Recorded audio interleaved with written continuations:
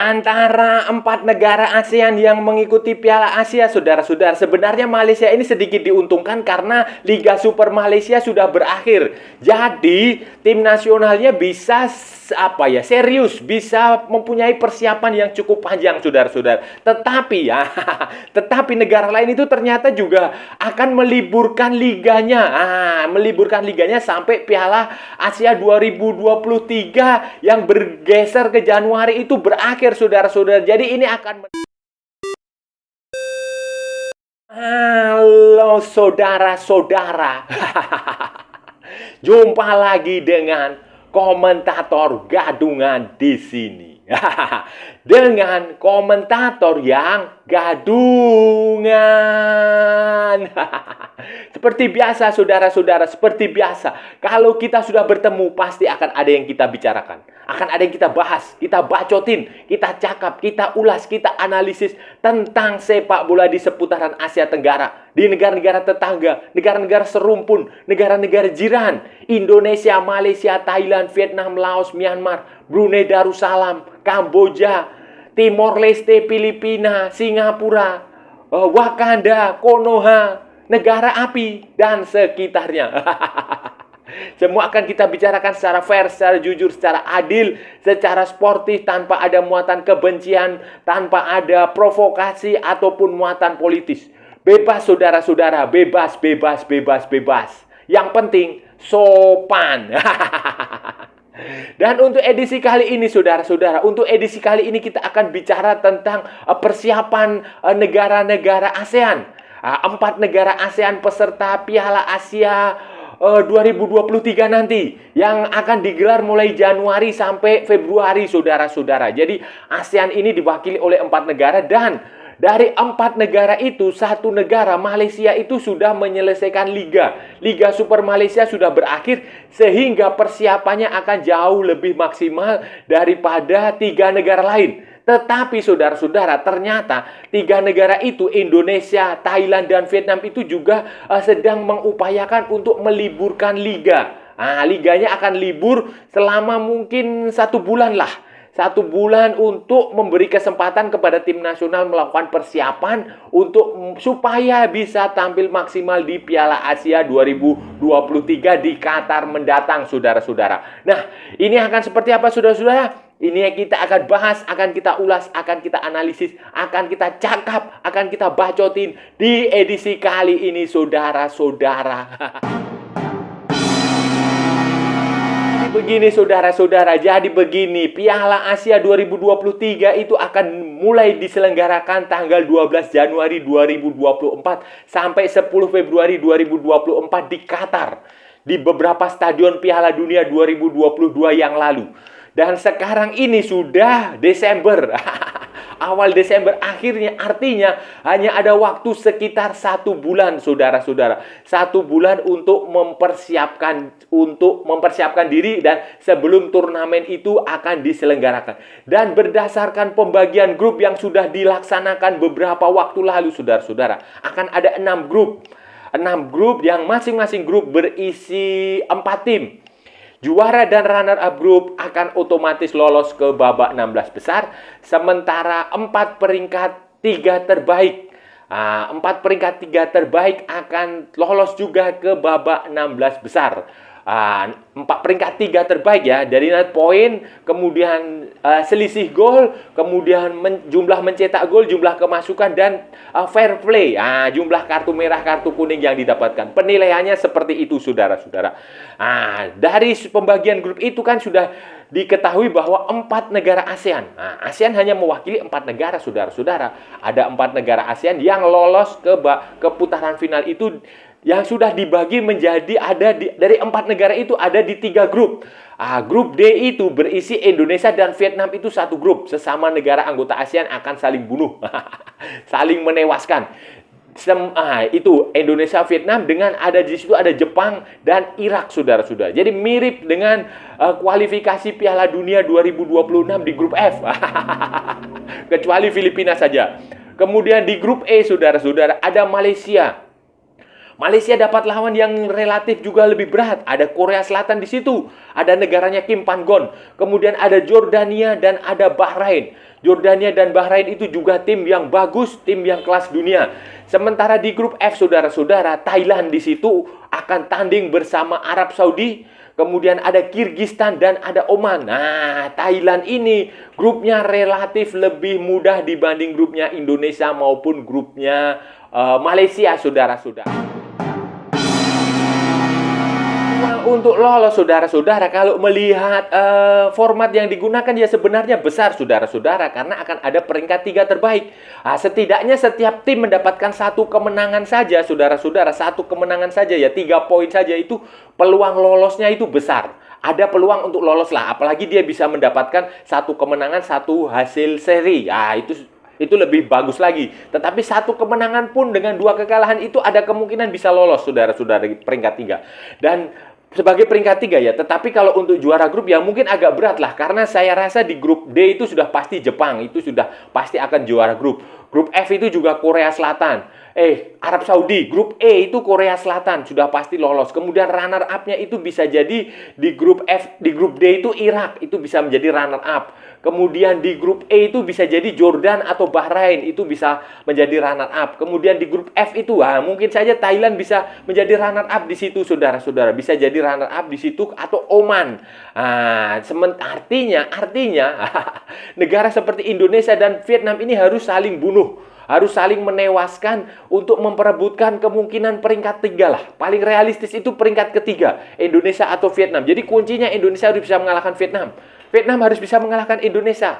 Itu di situ. Sementara begitu pula di grup E, Malaysia itu kuncinya punya potensinya lolos sebagai peringkat ketiga. Bisa saja dia mendapatkan poin, mengalahkan Jordan atau mengalahkan Bahrain. Walaupun itu juga berat, saudara-saudara. Atau bisa juga bermain imbang 3 kali. Bisa bermain imbang 3 kali. Tetapi ya itu nanti akan dilihat juga grup di situ. Sementara Thailand menurut saya itu akan jauh lebih diuntungkan. Walaupun Thailand sekarang tidak sekuat Thailand dulu. Punya potensi untuk menjadi runner up terbaik. Runner up grup. Walaupun peluang dia untuk menjadi peringkat ketiga terbaik itu juga ada. Karena kalau kita lihat misalnya Thailand itu kemungkinan bisa mengalahkan Kirgistan. Malaysia aja bisa mengalahkan Kirgistan, apalagi Thailand. Kemudian Oman itu juga tidak terlalu berat lah. Bisa saja Thailand mengalahkan Oman, bisa juga menahan imbang. Jadi memang Thailand itu punya potensi menjadi runner up, bisa juga menjadi peringkat ketiga. Sementara Malaysia, Vietnam, dan Indonesia itu paling masuk akal adalah menjadi peringkat ketiga, saudara-saudara. Saudara-saudara, tetapi semuanya itu juga harus masih tergantung dari persiapan, preparation. Persiapan yang dijalani oleh tim nasional. Karena begini, saudara-saudara, dari 4 negara ASEAN itu hanya Malaysia yang menurut saya diuntungkan. Malaysia diuntungkan dalam melakukan persiapan karena jadwal Liga Super Malaysia itu akan off, akan selesai, libur, cuti, berakhir pada bulan Desember ini. Jadi mereka punya waktu persiapan yang jauh lebih baik daripada Indonesia, Vietnam, dan Thailand, saudara-saudara. Tetapi berdasarkan informasi yang saya terima, Indonesia, Vietnam, Thailand itu juga berencana meliburkan, berencana bikin, jadi kompetisinya akan off sementara, akan cuti, akan libur, akan jeda untuk persiapan Piala Asia. Setahu saya di Indonesia itu jadwal yang sudah ada di Liga Indonesia baru, operatornya kompetisi Liga Indonesia 2023-2024 ini nanti tanggal 20 Desember itu kompetisi Liga 1 itu akan berhenti untuk sementara sampai Piala Asia berakhir. Khususnya sampai Indonesia itu sampai kemana? Apakah Indonesia sampai ke final atau sampai berhenti di fase grup saja? Itu rencananya seperti itu. Akan berhenti. Nah, waktu yang ada itu akan digunakan untuk pemusatan latihan. Dan dengar-dengar Indonesia akan melakukan pemusatan latihan di Turki. Akan ada 30 sampai 40 pemain yang dibawa Sintayong ke situ, saudara-saudara, untuk pemusatan latihan. Nama-namanya belum jelas. Sementara Vietnam dan Thailand itu juga rencananya akan meliburkan liganya itu sekitar tanggal-tanggal hampir sama dengan Indonesia. Sekitar tanggal-tanggal 20-an. Tapi tanggal pastinya belum jelas, cuma tanggal-tanggal segitu. Mereka juga akan melakukan pemusatan latihan jangka panjang. Kemungkinan mereka tidak ke Turki seperti Indonesia, tetapi ke Dubai, ke Uni Emirat Arab, atau malah langsung ke Qatar, saudara-saudara. Tapi mereka sudah ada bayangan ke situ, dan itu akan membuat ya baguslah buat tim Malaysia ini diuntungkan dengan jadwal, saudara-saudara, karena format liga mereka adalah tahun kalender. Liga Super Malaysia kan 2023. Sementara Liga Thailand, Thai League One itu 2003-2004. Kemudian V-League 1, V-League One itu juga 2003-2004. Liga 1 Indonesia itu juga 2003-2004. Walaupun sebelumnya juga sempat menganut sistem tahun kalender, saudara-saudara. Tetapi sekarang sudah menggunakan sistem season seperti liga-liga di Eropa. Saya nggak tahu apakah Malaysia itu nantinya juga akan menganut season atau tetap bersikukuh pada tahun kalender. Karena begini, karena kompetisi Piala AFC yang musim depan menjadi Liga Champion Asia 2, Liga Champion Asia Elite itu sekarang berubah dari tahun kalender menjadi season. Bukan lagi tahun kalender 2022-2023, tetapi menjadi 2023-2024. Dan itu nanti juga saya nggak tahu apakah Malaysia akan menyesuaikan itu atau tidak. Tetapi kan seharusnya juga menyesuaikan supaya serasi. Tetapi itu tergantung masing-masing liga. Mereka punya kebijakan liga. Dan Piala Asia itu biasanya, saudara-saudara, digelar pada Januari atau pada Januari biasanya, benar. Januari atau Februari. Nah, ini juga jadi masalah juga kan. Seharusnya kalau liga di Asia itu menganut season, ya harusnya digelar pada Juni-Juli seperti di Eropa. Tetapi kan kalau digelar pada Juni-Juli itu nanti pamornya secara marketing akan kalah dengan Piala Eropa. Dan kan juga kalau musim panas di Asia ini, kalau misalnya di Timur Tengah pada bulan Juni-Juli itu kan panas sekali. Jadi memang ya ini faktor geografis lah, faktor geografis. Walaupun seasonnya, liganya, kompetisinya menggunakan sistem season seperti Eropa, bukan tahun kalender, tetapi Piala Asianya digelar di awal tahun. Jadi ya ini faktor cuaca juga, faktor iklim, faktor lokal geografis yang memang harus disesuaikan dan tidak masalah. Jadi kita tinggal lihat saja nanti apakah Liga Super Malaysia itu juga akan dirubah sesuai season atau tetap mempertahankan tahun kalender. Keuntungan menggelar liga di tahun kalender itu, saudara-saudara, ya Malaysia diuntungkan bahwa liga selesai, kemudian ada Piala Asia, sehingga tim nasional Malaysia, Harimau Malaya itu bisa mengumpulkan pemain tanpa perlu kesulitan berdebat, bertempur, bertarung, tanpa gaduh dengan klub. Nah, sudah pasti klub seperti Johor Darul Taksim itu pasti akan menyerahkan pemain untuk bertanding, untuk menjalani pemusatan latihan. Ya, yang masalah nanti kan tim nasional pemainnya yang main di Eropa. Nah, itu aja. Eropa kan tidak peduli lah, mereka hanya melepaskan beberapa minggu sebelum Piala Asia. Tapi untuk pemusatan latihan tampaknya tidak akan dilepas. Nah, tetapi untuk klub di domestik, dalam negeri maupun ya mungkin saja klub-klub regional negara tetangga itu ya kesulitan. Tetapi yang di dalam negeri ini dia mayoritas pemainnya bisa pergi. Apalagi kan Malaysia itu mayoritas backbone-nya, tulang punggungnya itu mengandalkan pemain-pemain dari Liga Super Malaysia. Jadi mereka akan bisa pergi untuk pemusatan latihan, untuk training camp, untuk menjalani latihan terpusat. Ya nggak tahu Malaysia itu di mana. Apakah kemungkinan bisa di Timur Tengah sana, bisa juga di dalam negeri Malaysia. Tapi ada baiknya memang melakukan pemusatan latihan di Qatar atau di sekitar Qatar lah, supaya nanti akan ada banyak lawan uji coba di situ. Ada lawan dari klub, dari lokal setempat, ataupun dari tim nasional yang sesama peserta Piala Asia. Itu bagus. Tetapi sampai sekarang kemungkinan mereka akan latihan di sana. Dan yang pasti itu jadwalnya menguntungkan sekali dibandingkan dengan Indonesia, dengan Vietnam, dengan Thailand yang harus meliburkan. Kompetisinya diliburkan itu juga punya pengaruh yang signifikan, saudara-saudara, karena klub itu juga pasti akan mengeluh kan. Mereka sudah mengeluarkan gaji, kemudian pemain-pemain yang tidak ikut tim nasional itu mau diapakan? Mereka hanya akan latihan, mereka hanya menjalani uji coba, bukan pertandingan kompetitif. Itu kan juga tidak secara peak performance itu juga buruk sekali, saudara-saudara. Untuk menghadapi Piala Asia yang jadwalnya tidak strategis ini, saudara-saudara, ya, semua tim nasional dari mana-mana seluruh Asia ini harus mempersiapkan dirinya dengan serius. Apalagi 4 negara Asia Tenggara ini, saudara-saudara.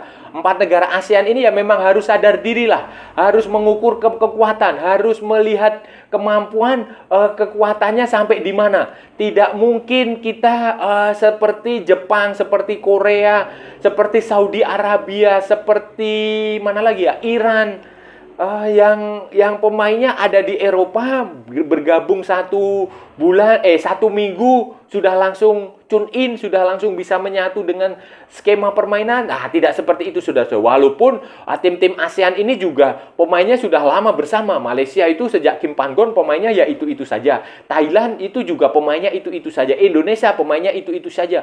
Vietnam pemainnya itu-itu saja. Tetapi kan untuk menghadapi sebuah turnamen seperti Piala Asia ini butuh istilahnya itu adalah masa persiapan, pre-competition. Nah, jadi ada grafiknya, harus mulai disetel. Dari kompetisi yang padat di liga, kemudian mereka dilonggarkan dulu, direnggangkan dulu, kemudian diberi latihan sedikit, supaya peak performance-nya nanti sampai di Piala Asia yang sebenarnya. Tetapi kan itu untuk pemain-pemain yang level dunia, seperti beberapa pemain Jepang, pemain Korea, Son Heung-min, nah kayak begitulah. Wataru Endo, kayak gitu, Minamino, Takefusa Kubo, Kim Min-jae itu nggak penting, nggak perlu, bukan nggak penting, tapi nggak perlu karena mereka sudah terdidik di kompetisi yang liga, yang klub yang bagus di Eropa sana. Jadi mereka cukup datang seminggu sebelumnya, mereka sudah bisa bergabung. Tetapi bagi pemain seperti ya taruhlah Marcelino Ferdinand, kemudian siapa lagi, Asnawi, Pratama, ya tetap aja pemusatan latihan lama itu penting, sudah. Begitu pula juga pemain-pemain Malaysia lain seperti Dion Kul, seperti Akhyar Rashid, Faisal Halim dan kawan-kawannya. Melihat awareness yang dibangun oleh negara-negara ASEAN ini, saudara-saudara, kalau melihat keseriusan, mindset juga pemikiran yang ada di benak pelatih-pelatih tim nasional dari negara-negara ASEAN maupun asosiasi sepak bola yang menaunginya, saya merasa negara-negara ASEAN ini akan bisa berbuat banyak nanti ketika Piala Asia diselenggarakan di Qatar, saudara-saudara. Ya, saya optimis itu. Ya, setidaknya Thailand bisa menunjukkan itu. Kemudian Malaysia, Vietnam, Indonesia itu juga punya potensial. Nah, punya potensi untuk lolos ke babak 16 besar melalui jalur setidaknya peringkat 3 terbaik lah, saudara-saudara. Saya punya keyakinan itu karena mereka adalah tim yang sudah terbentuk cukup lama, sudah bagus. Tinggal nanti persiapannya. Nah, persiapannya itu yang paling penting, saudara-saudara. Seperti yang saya bilang, kalau liga bisa meliburkan timnya, kompetisinya, dan tim nasional bisa melakukan persiapan yang matang, termasuk juga beberapa pertandingan uji coba dengan tim-tim sesama peserta Piala Asia. Saya optimistis. Apalagi Malaysia punya kompetisinya sudah libur. Tetapi kalau tim tidak mampu, liga dan tim nasional bentrok, gaduh, tidak bisa sepakat untuk menentukan jadwal pemusatan latihan, ya saya khawatir prestasi tim nasional dari ASEAN ini tidak akan tercapai di Piala Asia. Karena ini adalah, kalau nggak salah ya, untuk pertama kalinya ada 4 tim ASEAN tampil di putaran final setelah Piala Asia 2007, saudara-saudara. Kalau nggak salah ya, seingat saya. Sebelumnya ya hanya ada 2 tim, 1 tim, 3 tim, kayak begitu. Tetapi sekarang ini 4 tim, karena tentu saja kan4yang sudah saudara-saudara ketahui, pesertanya juga bertambah dari 16 menjadi 24. Dan formatnya juga akan ada 4 peringkat 3 terbaik yang akan. Jadi optimis lah, saya sih optimistis dengan peluang negara ASEAN untuk mencapai babak berikut. Jadi sebagai sesama negara ASEAN ini kita harus kerjasama, maju bersama, saudara-saudara. Nah, itu tadi, saudara-saudara, pembahasan kita hari ini, saudara-saudara. Kita sudah bicara panjang lebar tentang 4 negara ASEAN yang akan tampil di Piala Asia 2023. Ada Indonesia dan Vietnam di grup D. Kemudian ada Malaysia di grup E. Ada Thailand di grup F. Dan semuanya akan menghadapi lawan yang relatif seimbang, relatif lebih berat bahkan. Dan ya wajarlah Indonesia akan main dengan Vietnam, dengan Jepang, dan dengan Irak. Sementara Malaysia ada Korea Selatan, ada Jordania, dan ada Bahrain. Thailand ada Saudi Arabia, ada Kyrgyzstan, dan Oman. Nah, peluangnya bisa 50-50 di grupnya Thailand. Di grupnya Indonesia juga 50-50 lebih berat. Sementara di grupnya Malaysia juga 50-50 lebih berat sedikit lah. Nah, tetapi secara umum peluang 4 tim dari Asia, 1 atau 2 atau 3 atau 4-4-nya untuk lolos ke babak 16 besar itu terbuka karena akan ada juara runner up group dan 4 peringkat 3 terbaik yang akan lolos, saudara-saudara. Nah, jadi ini tergantung persiapannya. Kalau persiapannya bagus, ya akan bisa tampil maksimal. Tetapi kalau persiapannya ala kadarnya, ya wassalam saudara-saudara. Dan saya rasa sudah cukup ya saudara-saudara pembahasan kita hari ini. Kita sudah bicara panjang lebar dari A sampai Z, dari barat sampai ke timur, dari utara sampai selatan, dari mana lagi ya, banyak sudah kita perbincangkan sampai mulut saya berbusa-busa. Dan saya rasa kalau ada salah-salah ya mohon maaf saudara-saudara, namanya juga gadungan. Tetapi kalau benar saudara-saudara berarti sebuah kebenaran. Kalau saudara-saudara merasa channel ini bermanfaat, berguna, menghibur, menginspirasi, silahkan like, share, and subscribe. Tapi kalau tidak saudara-saudara abaikan saja. Skip, jangan ditonton, tetapi jangan juga di-report. Kasihan saya saudara-saudara. Ikuti juga akun media sosial Komentator Gadungan, ada di Instagram, ada di Facebook, dan ada di TikTok yang bukan TikTok Shop. Oke saudara-saudara, sampai bertemu lagi di edisi-edisi berikutnya dengan tema-tema yang jauh lebih tidak bermanfaat, dengan tema-tema yang jauh lebih tidak berguna, dengan tema-tema yang jauh lebih membosankan. Salam olahraga dan merdeka!